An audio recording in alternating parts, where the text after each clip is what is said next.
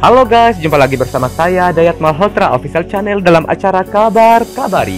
Tak ada kabar yang tak kami kabari karena kami kabar kabari. Kabar kita kali ini akan membahas tentang kisah Martha Christina Tiahahu, pahlawan Indonesia.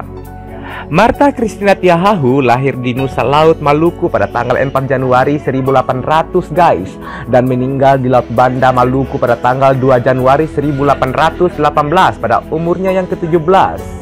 Dia adalah seorang gadis dari desa Abubu di Pulau Nusa Laut. Lahir sekitar tahun 1800 dan pada waktu mengangkat senjata melawan penjajah Belanda berumur 17 tahun.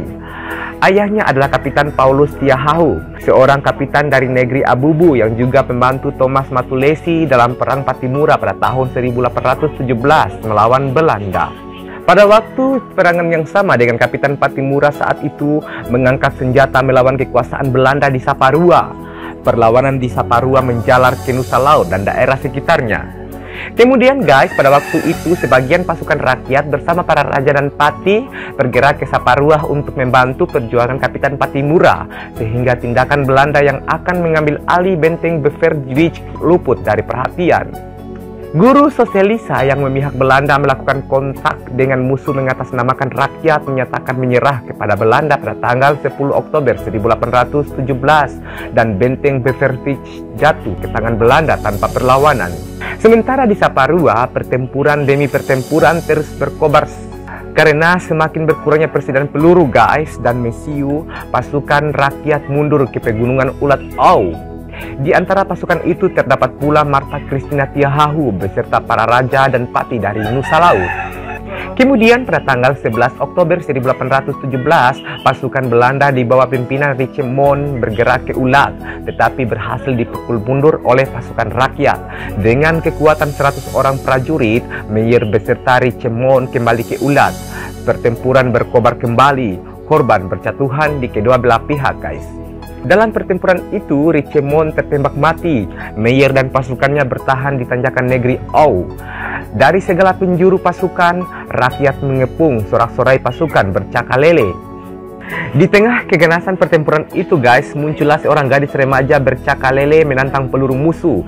Dia adalah putri Nusahalawano, Martha Christina Tiahahu. Sri Kandi berambut panjang terurai ke belakang dengan sehelai kain benang merah, kain merah yang terikat di kepalanya. Pada saat itu, ia mendampingi sang ayah dan memberikan kobaran semangat kepada pasukan Nusa Laut untuk menghancurkan musuh. Jujaro itu telah memberi semangat kepada kaum perempuan dari Ulat dan Au untuk turut mendampingi kaum laki-laki di medan pertempuran. Di medan tersebut, Belanda berhadapan dengan kaum perempuan fanatik yang turut bertempur. Pertempuran semakin sengit ketika sebuah peluru pasukan rakyat mengenai leher Meyer. Vermeulen Kringer mengambil alih komando setelah Meyer diangkat ke atas kapal Eversten. Kemudian pada tanggal 12 Oktober 1817 guys, Vermeulen Kringer memerintahkan serangan umum terhadap pasukan rakyat.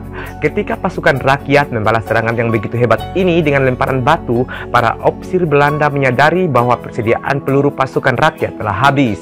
Vermeulen Kringer memberi komando untuk keluar dari kubu-kubu dan kembali melancarkan serangan dengan sangkur terhunus. Pasukan rakyat mundur dan bertahan di hutan.